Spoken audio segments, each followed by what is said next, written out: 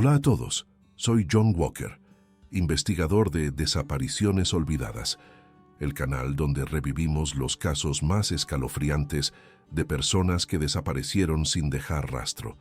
Antes de comenzar esta impactante historia, quiero pedirte que te suscribas al canal y actives la campana de notificaciones. Cada semana traemos nuevas historias reales narradas en primera persona, historias que te harán cuestionar lo que creías imposible. El caso de hoy es particularmente estremecedor. 3 turistas, 3 amigos universitarios que desaparecieron en uno de los lugares más visitados del mundo, Machu Picchu, un sitio sagrado que escondió un terrible secreto durante 14 largos años. Esta es una historia que te mantendrá al borde de tu asiento, así que te recomiendo que la dejes sonando mientras realizas tus actividades diarias o quizás esta noche, antes de dormir, aunque no te garantizo que puedas conciliar el sueño fácilmente después de escucharla. ¿Por qué deberías quedarte hasta el final? Porque en el último capítulo revelaré evidencia nunca antes compartida públicamente, incluyendo el verdadero motivo detrás de estas desapariciones y por qué las autoridades intentaron encubrir lo sucedido durante más de una década. Prepárate para adentrarte en uno de los casos más enigmáticos de Perú, un caso que cambió para siempre la forma en que vemos este histórico santuario inca. Mi nombre es Carlos Mendoza, y durante 14 años he buscado respuestas sobre la desaparición de mi hermano menor, Alejandro. Él tenía 23 años cuando desapareció junto a sus 2 mejores amigos de la universidad, Elena Fuentes, de 24 años, y Marco Delgado, de 25, durante un viaje a Machu Picchu en 2009. Recuerdo perfectamente el día que Alejandro me llamó para contarme sobre su viaje. Era febrero de 2009 y acababa de terminar su penúltimo semestre en la Universidad Nacional de Lima, donde estudiaba arqueología. Su voz transmitía una emoción que no le había escuchado en años. Carlos, por fin lo conseguimos. Después de 3 años planeándolo, iremos a Machu Picchu. Elena consiguió unos permisos especiales para acceder a zonas menos turísticas. Será el viaje de nuestras vidas. Alejandro, Elena y Marco se conocieron en primer año de universidad. Los 3 compartían una pasión por la arqueología y la historia inca que los unió desde el primer día. Elena, brillante y meticulosa, siempre había soñado con hacer investigación en Machu Picchu. Marco, aventurero y fotógrafo aficionado, quería documentar cada rincón del santuario. Y mi hermano Alejandro, el más reflexivo del grupo, estaba obsesionado con las teorías sobre el propósito original de la ciudadela. Lo que debía ser un viaje de 10 días comenzó el 15 de marzo de 2009. Tengo guardadas las últimas fotos que me envió Alejandro desde Cusco. En ellas se les ve felices, emocionados, completamente ajenos al destino que les esperaba. El plan era sencillo. Pasarían 3 días en Cusco para aclimatarse a la altura.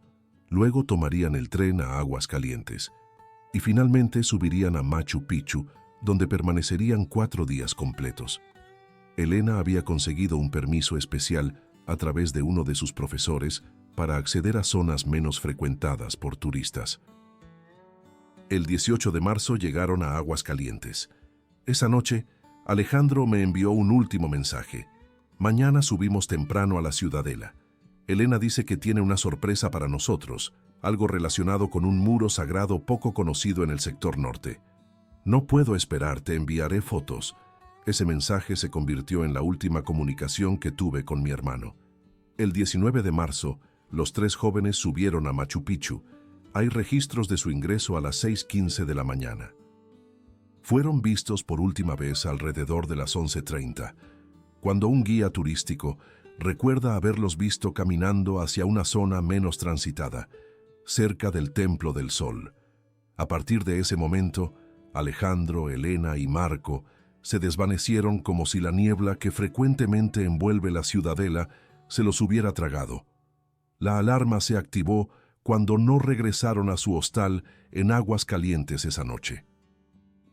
El dueño del hostal, preocupado porque habían dejado todas sus pertenencias en la habitación, Contactó a las autoridades la mañana siguiente. Recibí la llamada que cambiaría mi vida el 21 de marzo. Era la policía de Cusco informándome que mi hermano y sus amigos estaban desaparecidos. Señor Mendoza, su hermano y 2 acompañantes ingresaron a Machu Picchu hace 2 días, pero no hay registro de su salida. Hemos iniciado la búsqueda en toda la zona. Las primeras 72 horas fueron cruciales. Se desplegó un operativo sin precedentes.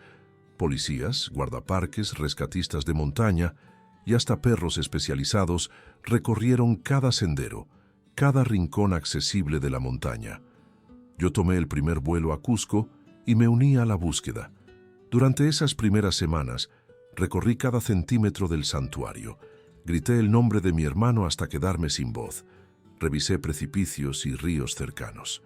Pero no encontramos nada. Ni una mochila, ni una cámara, ni rastros de lucha. Nada. Las teorías comenzaron a surgir. Algunos decían que habían intentado hacer una caminata no autorizada hacia Huayna Picchu y habían sufrido un accidente. Otros sugerían que podrían haber sido víctimas de un asalto en algún sendero remoto. Las versiones más extremas hablaban incluso de un posible suicidio colectivo. Pero yo conocía a mi hermano. Alejandro era prudente, meticuloso, incapaz de tomar riesgos innecesarios. Y por lo que sabía de Elena y Marco, ellos también eran responsables. Algo no cuadraba. A medida que pasaban los días, la intensidad de la búsqueda disminuyó. Después de 3 semanas, las autoridades oficialmente pasaron del modo rescate al modo investigación de desaparición. Fue entonces cuando comenzó mi verdadera pesadilla. Una pesadilla que duraría 14 largos años. Los meses que siguieron a la desaparición se convirtieron en un laberinto burocrático de declaraciones, informes policiales y promesas vacías. Vendí mi apartamento en Lima para financiar una investigación privada y me mudé permanentemente a Cusco. Las familias de Elena y Marco también se involucraron. Santiago Fuentes, el padre de Elena, utilizó sus contactos como abogado reconocido para presionar a las autoridades. La madre de Marco, Lucía Delgado, una mujer de recursos modestos pero voluntad inquebrantable, organizó vigilias y mantuvo el caso en los medios locales. 6 meses después de la desaparición, la investigación oficial prácticamente se había estancado. La policía había entrevistado a decenas de guías turísticos, empleados del santuario y turistas que estuvieron ese día en Machu Picchu sin resultados concretos. Un elemento que siempre me pareció sospechoso fue la rapidez con que las autoridades de turismo intentaron minimizar el caso. Perú depende enormemente del turismo y Machu Picchu es su joya más preciada. Una desaparición misteriosa en este sitio emblemático podría tener repercusiones económicas significativas. En diciembre de 2009 contratamos a Roberto Vargas, un exdetective de la policía de Lima con reputación de incorruptible. Roberto comenzó revisando algo que la investigación oficial había pasado por alto, el famoso permiso especial que Elena había mencionado.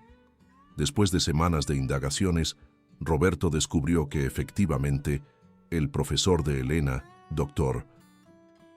Javier Quintana, había gestionado un permiso para que los 3 estudiantes pudieran acceder brevemente a una zona restringida cerca del sector norte de Machu Picchu, donde se encontraba un muro ceremonial poco estudiado. Cuando confrontamos al doctor Quintana, su nerviosismo era evidente. Sí, les conseguí un permiso, pero era solo para observación, no para investigación activa, explicó. Elena estaba fascinada con la teoría de que ese muro contenía símbolos astronómicos no catalogados. Pero les advertí que no tocaran nada, que no se apartaran del sendero principal. Lo más inquietante fue su siguiente comentario. Después de la desaparición, las autoridades me pidieron que no mencionara el permiso especial. Me dijeron que complicaría la investigación y podría causar pánico entre los turistas. Este encubrimiento inicial nos dio el primer indicio real. Alguien quería mantener en secreto que los chicos habían estado en esa zona restringida. Roberto logró identificar a un guardaparque, Mateo Guamán, que había estado de servicio ese día cerca del sector norte. Cuando finalmente accedió a hablar con nosotros, un año después de la desaparición, su testimonio abrió nuevas interrogantes. «Los vi alrededor de mediodía», relató Mateo. «Estaban cerca del muro ceremonial, tomando notas y fotografías. La chica parecía muy emocionada por algo que había descubierto en las piedras. Les recordé que su tiempo estaba por terminar y debían regresar al sendero principal. Me aseguraron que solo necesitaban unos minutos más. Cuando le pregunté si había informado esto a la policía, su respuesta fue escalofriante. Lo hice, pero 2 días después, mi supervisor me ordenó modificar mi declaración. Me dijo que omitiera cualquier mención al muro ceremonial y que simplemente dijera que los había visto en el sector norte sin más detalles. Cuando pregunté por qué, me respondió que eran órdenes de arriba. Para 2011, 2 años después de la desaparición, teníamos varios elementos sospechosos, pero ninguna respuesta concreta. Las familias comenzamos a recibir presiones sutiles para dejar descansar el caso. Un funcionario de turismo incluso me sugirió en privado que debía aceptar lo inevitable y considerar que mi hermano y sus amigos probablemente habían sido víctimas de un accidente en alguna zona remota donde sus cuerpos nunca serían encontrados. Pero me negaba a rendirme. Algo me decía que la verdad estaba allí, escondida entre las piedras milenarias de Machu Picchu. En 2013, 4 años después de la desaparición, ocurrió algo que reavivó brevemente el caso. Un turista francés encontró una tarjeta de memoria en un sendero poco transitado, a unos 2 kilómetros de Machu Picchu. Cuando revisó su contenido, descubrió fotos de 3 jóvenes en la ciudadela. Reconoció sus rostros de los carteles de personas desaparecidas que aún se mantenían en la zona y entregó la tarjeta a las autoridades.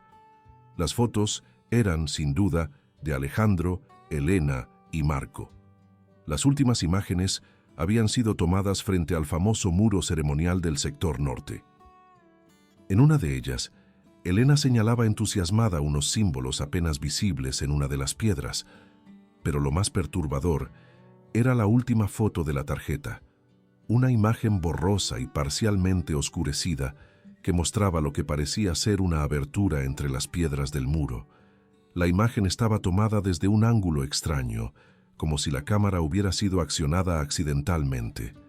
Cuando presentamos esta evidencia, esperábamos que se reabriera formalmente la investigación. En lugar de eso, nos encontramos con más obstáculos. La tarjeta de memoria fue confiscada para análisis forense y nunca se nos permitió recuperarla. El informe oficial simplemente indicó que las fotos no aportaban nuevos elementos a la investigación. Para 2015, las familias de Elena y Marco, agotadas emocional y financieramente, comenzaron a distanciarse. Santiago Fuentes aceptó un trabajo en España y se mudó, como si quisiera dejar atrás el doloroso recuerdo de su hija. Lucía Delgado enfermó gravemente, probablemente debido al estrés continuo, y falleció en 2016 sin saber qué había ocurrido con su hijo. Me quedé solo en la búsqueda. Roberto Vargas seguía ayudándome ocasionalmente, más por compasión que por pago, pues mis recursos se habían agotado hacía tiempo. Fue Roberto quien, en 2017, me trajo información sobre rumores entre los pobladores locales. Ancianos quechuas de comunidades cercanas a Machu Picchu hablaban en voz baja sobre el muro que no debe ser perturbado. Según estas historias, transmitidas por generaciones, el muro ceremonial del sector norte no era simplemente una estructura más del complejo inca, sino un lugar con propósitos específicos que los forasteros no debían conocer. Un anciano, que se negó a dar su nombre, le dijo a Roberto: «Ese muro no es para los ojos de turistas». Hay cosas que los incas querían mantener ocultas, y hay gente hoy que quiere que sigan ocultas. ¿Qué secreto podría ser tan importante como para justificar la desaparición de 3 jóvenes? ¿Y quién estaba interesado en mantenerlo oculto, incluso décadas después? La respuesta llegaría de la manera más inesperada, casi 14 años después de que mi hermano desapareciera en la niebla de Machu Picchu. ¿Estás disfrutando de esta historia? Te recuerdo que estás escuchando Desapariciones Olvidadas con John Walker. Si te gusta este tipo de contenido, no olvides suscribirte al canal y compartir este video. Tus comentarios nos ayudan a seguir trayendo estas historias fascinantes y perturbadoras. Ahora, continuemos con el tercer capítulo de esta impactante desaparición en Machu Picchu. Retoma la narración enero de 2023. Machu Picchu había cambiado significativamente desde la desaparición de Alejandro, Elena y Marco. Las medidas de seguridad se habían incrementado. Los grupos de turistas ahora debían ir siempre acompañados de guías certificados y se habían instalado cámaras en puntos estratégicos. Yo ya no vivía permanentemente en Cusco. Después de más de una década de búsqueda infructuosa, había tenido que retomar mi vida en Lima, aunque viajaba a la región al menos 4 veces al año para mantener viva la investigación y recordarles a las autoridades que no había olvidado a mi hermano. El 19 de enero de 2023, exactamente 13 años y 10 meses después de la desaparición, recibí una llamada que me heló la sangre. Señor Mendoza, soy el teniente García de la policía de Cusco. Necesito que venga inmediatamente. Ha habido un descubrimiento en Machu Picchu. Tomé el primer vuelo disponible. Durante todo el trayecto mi mente osciló entre la esperanza y el terror. Habían encontrado a mi hermano con vida, escondido en algún pueblo remoto, o finalmente habían descubierto sus restos. Cuando llegué a la comisaría de Cusco, el ambiente era tenso.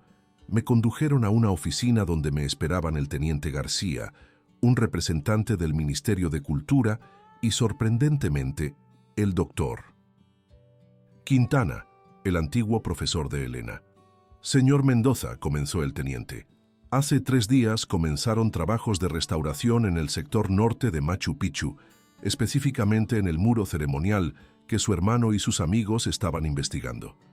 Durante estos trabajos, los restauradores notaron anomalías en la estructura del muro. El representante del Ministerio de Cultura continuó.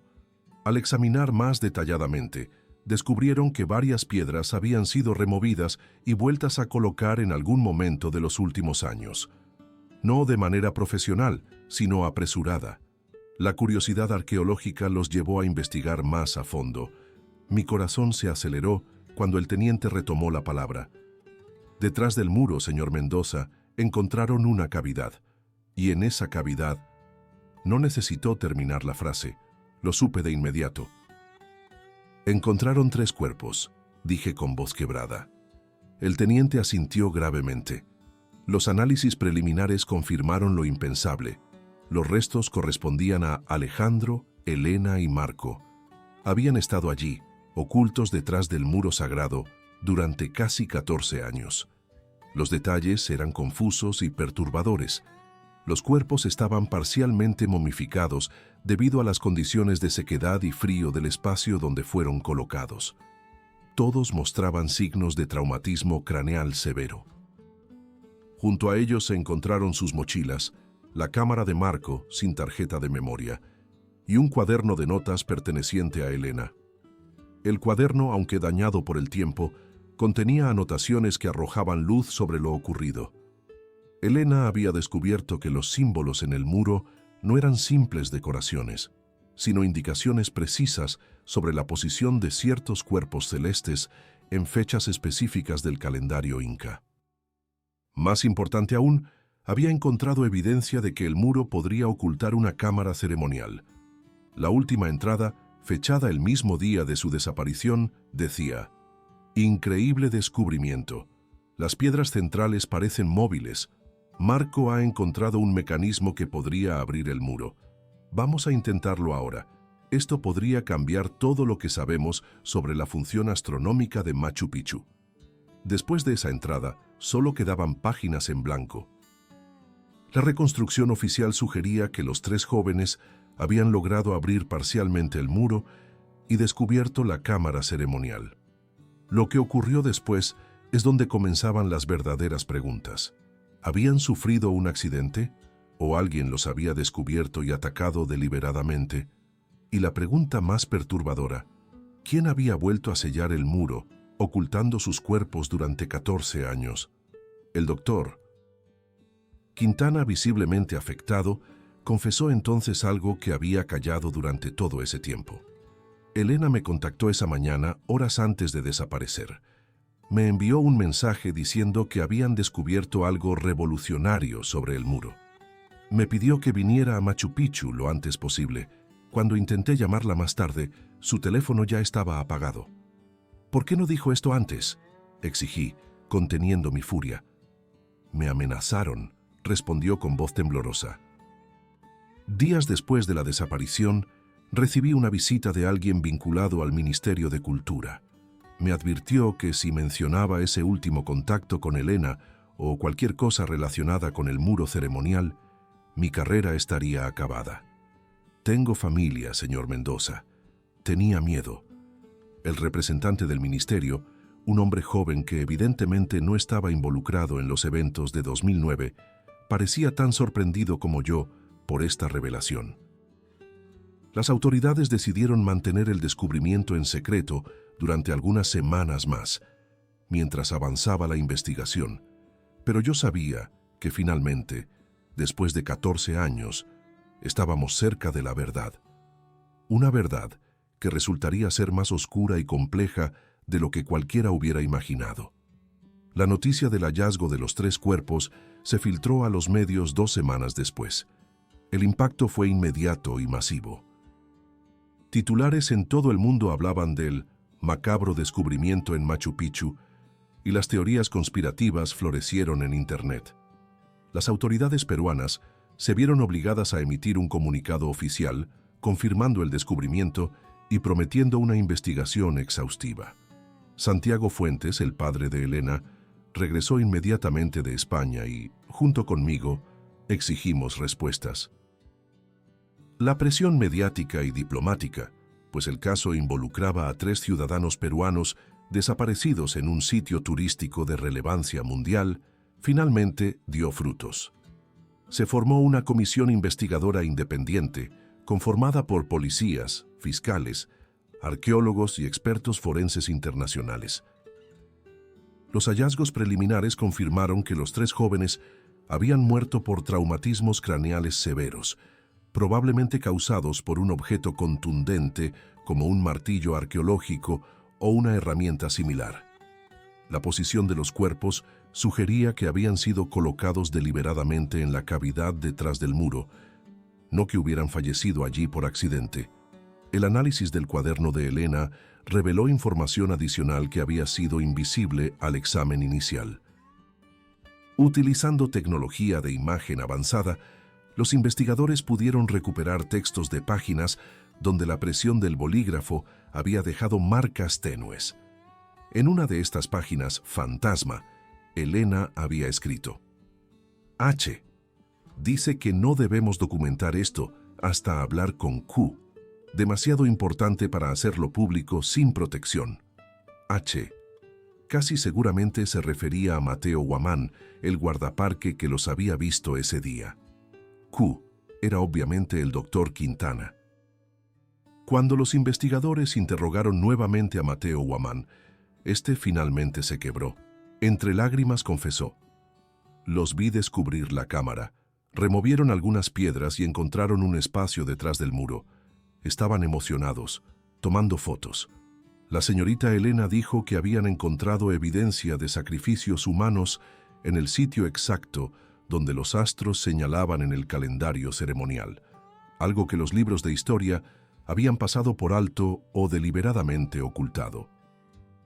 Les dije que tuvieran cuidado, que informaran oficialmente del descubrimiento. Ellos me aseguraron que primero contactarían a su profesor. Me fui a continuar mi ronda, pero algo me inquietaba. Regresé unos 40 minutos después y los encontré inconscientes. Había un hombre allí vestido como personal del santuario, pero no lo reconocí. Cuando me vio, huyó por un sendero lateral. Guamán aseguró que verificó los signos vitales de los 3 jóvenes y confirmó que estaban muertos. Aterrorizado, reportó el incidente a su supervisor inmediato, Javier Ramos. Lo que ocurrió después fue lo verdaderamente perturbador. Ramos llegó con 2 hombres que nunca había visto antes. Uno de ellos hizo algunas llamadas. Media hora después, apareció un funcionario del Ministerio de Cultura.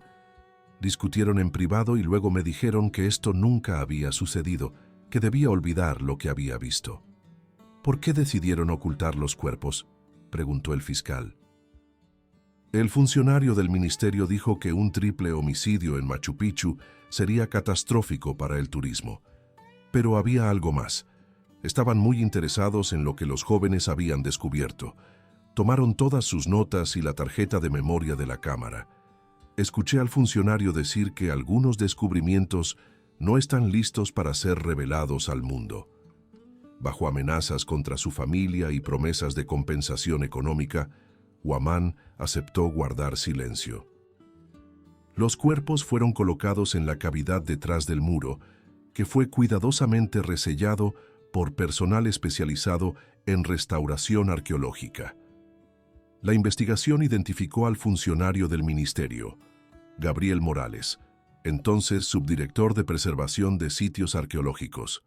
En 2023, Morales ya estaba retirado y vivía en una lujosa residencia en las afueras de Lima. Cuando fue detenido para interrogatorio, Morales intentó suicidarse tomando un puñado de pastillas. Sobrevivió, y durante su recuperación en el hospital bajo fuerte custodia policial, finalmente habló. Su declaración reveló una conspiración más amplia de lo imaginado. Según Morales, el descubrimiento de los jóvenes amenazaba con reescribir aspectos significativos de la historia inca que ciertas facciones dentro del gobierno y la comunidad académica preferían mantener intactos. La evidencia que encontraron demostraba que ciertos rituales se realizaban en Machu Picchu, rituales que contradecían la narrativa oficialmente aceptada, declaró Morales. Había intereses poderosos determinados a mantener la imagen de los incas como la presenta el turismo. Avanzados pero benignos, espirituales pero no sangrientos. Cuando le preguntaron directamente si había ordenado el asesinato de los 3 estudiantes, Morales lo negó vehementemente. Cuando llegué, ya estaban muertos. El guardaparque Ramos entró en pánico y los golpeó cuando intentaron resistirse a entregar sus hallazgos. Fue un accidente terrible que convertimos en algo mucho peor al encubrirlo. Las declaraciones de Morales llevaron a la detención de Javier Ramos, quien para entonces había ascendido a jefe de seguridad de varios sitios arqueológicos en la región de Cusco. Ramos inicialmente negó todo, pero cuando se le confrontó con la declaración de Morales, ofreció su propia versión. Según Ramos, él había acudido al lugar después de ser alertado por Huamán sobre turistas que estaban dañando un muro histórico. Al llegar, encontró a los 3 jóvenes excitados por su descubrimiento. Les pedí que se alejaran del muro y entregaran cualquier artefacto que hubieran tomado. Se negaron. El chico más alto, Marco, me empujó cuando intenté confiscar su cámara. Forcejeamos. Los otros 2 se involucraron. En el caos, utilizó mi bastón reglamentario para defenderme. No pretendía matarlos, solo neutralizarlos. Los análisis forenses contradecían parcialmente esta versión. Los golpes en los cráneos de las 3 víctimas eran precisos y contundentes, no aleatorios como cabría esperar en un forcejeo confuso. Además, la ausencia de lesiones defensivas en sus manos y brazos sugería que probablemente habían sido atacados por sorpresa o cuando ya estaban sometidos. La investigación también reveló que Ramos había recibido pagos sustanciales en los años posteriores al incidente, presuntamente para asegurar su silencio. El origen de estos pagos se rastreó hasta una fundación cultural vinculada indirectamente con empresas turísticas de élite. En mayo de 2023, Javier Ramos fue formalmente acusado del homicidio de Alejandro, Elena y Marco. Gabriel Morales y otros 4 funcionarios, incluido un exministro de Cultura, fueron acusados de encubrimiento y obstrucción a la justicia. Mateo Huamán, considerando su cooperación tardía pero crucial, recibió una sentencia reducida. El juicio, que continúa en desarrollo mientras grabo este relato, ha expuesto las tensiones entre la verdad histórica, los intereses económicos y la política cultural en Perú. Pero quizás lo más impactante fue lo que las autoridades encontraron en la cámara ceremonial detrás del muro, ahora completamente excavada y documentada. Evidencia arqueológica que sugiere que Machu Picchu no era simplemente un retiro para la élite inca o un observatorio astronómico, sino también un importante centro ceremonial donde se realizaban rituales que incluían sacrificios humanos alineados con eventos astronómicos específicos. Estos hallazgos, que Elena, Marco y mi hermano Alejandro descubrieron accidentalmente aquel fatídico día de marzo de 2009, efectivamente reescriben aspectos significativos de nuestra comprensión de la civilización inca y el propósito de Machu Picchu. La revista National Geographic publicó recientemente un extenso reportaje sobre estos descubrimientos, reconociendo póstumamente la contribución de los 3 estudiantes. La Universidad Nacional de Lima ha establecido una beca anual en su memoria para investigaciones arqueológicas éticas. En cuanto a mí, después de 14 años de búsqueda incansable, finalmente pude darle un entierro digno a mi hermano Alejandro. Sus restos, junto con los de Elena y Marco, fueron sepultados con todos los honores en un cementerio de Lima, con la presencia de autoridades académicas y gubernamentales. La verdad, aunque llegó tardíamente y teñida de sangre, finalmente salió a la luz. Como me dijo una vez un anciano quechua durante mis años de búsqueda, las montañas sagradas nunca guardan secretos para siempre. El viento, el agua y el tiempo eventualmente revelan lo que los hombres intentan ocultar. Detrás del muro sagrado de Machu Picchu no solo se escondían 3 cuerpos por 14 años.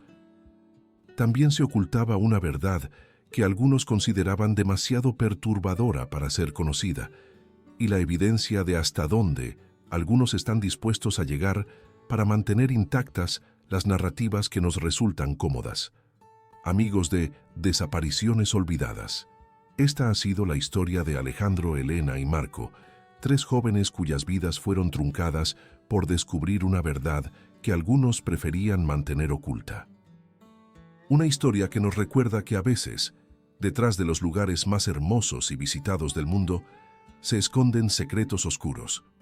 Si has llegado hasta aquí, te agradezco enormemente por acompañarme en este relato.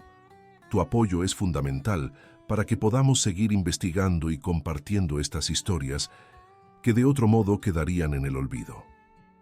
Te invito a que te suscribas al canal Desapariciones Olvidadas. Si aún no lo has hecho, actives la campana de notificaciones y compartas este video con aquellas personas que creas que podrían estar interesadas en conocer estos casos reales que desafían nuestra comprensión del mundo. ¿Qué opinas sobre este caso? ¿Crees que aún hay más detalles sin revelar sobre lo que realmente ocurrió en Machu Picchu? Déjame tu comentario abajo. Me encanta leer sus teorías y reflexiones. En nuestro próximo episodio, investigaremos la misteriosa desaparición de un famoso fotógrafo en las profundidades del Amazonas brasileño. Un caso donde las últimas imágenes de su cámara revelaron algo que nadie esperaba encontrar. Soy John Walker y recuerda, algunas desapariciones pueden ser olvidadas por el mundo, pero no en este canal. Nos vemos en la próxima historia.